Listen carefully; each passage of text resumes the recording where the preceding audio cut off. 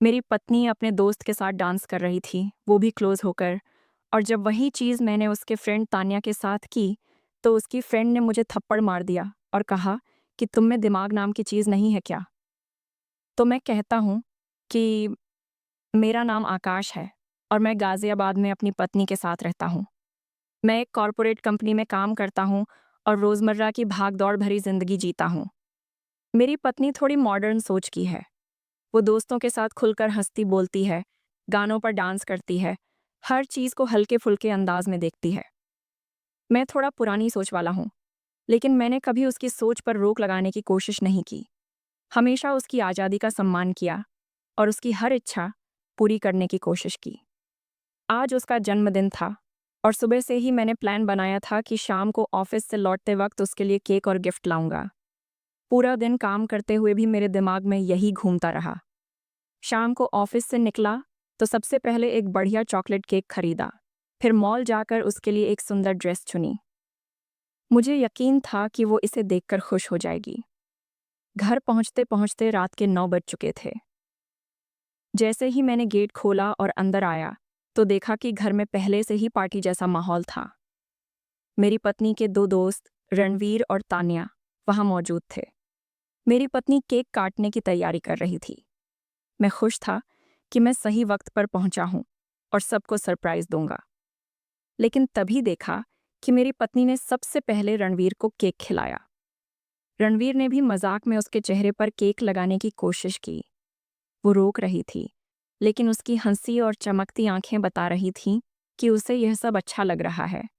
इसके बाद रणवीर ने गाना चला दिया और सब नाचने लगे। शुरू में तीनों साथ थे, लेकिन धीरे धीरे मेरी पत्नी और रणवीर करीब आ गए और उनका डांस देखकर ऐसा लग रहा था जैसे दोनों कोई कपल हों। यह सब देखना मेरे लिए मुश्किल हो गया। मुझे भीतर ही भीतर गुस्सा आ रहा था। मैंने सोचा, अगर यही सब सामान्य है तो मैं भी तान्या के साथ वैसा करूं। मैं उठा और तान्या के साथ उसी अंदाज में डांस करने लगा। लेकिन तान्या अचानक पीछे हटी और गुस्से में बोली, तुम में दिमाग नाम की चीज नहीं है क्या।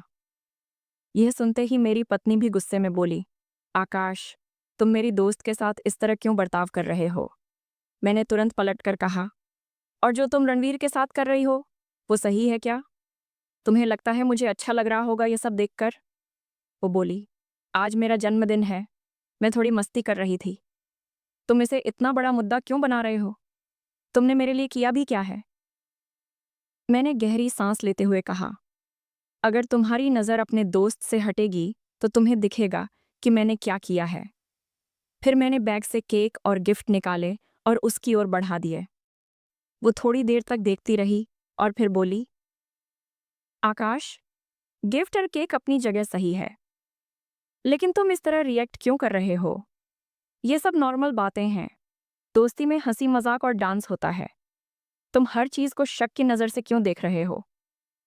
मैंने तुरंत कहा, अगर ये सब इतना नॉर्मल है तो फिर तुम्हारी दोस्त को बुरा क्यों लगा जब मैंने वही किया। क्या नॉर्मल चीज का असर अलग अलग होना चाहिए। तुम रणवीर के साथ नाचो तो मजाक, लेकिन मैं तान्या के साथ नाचूं तो गलती।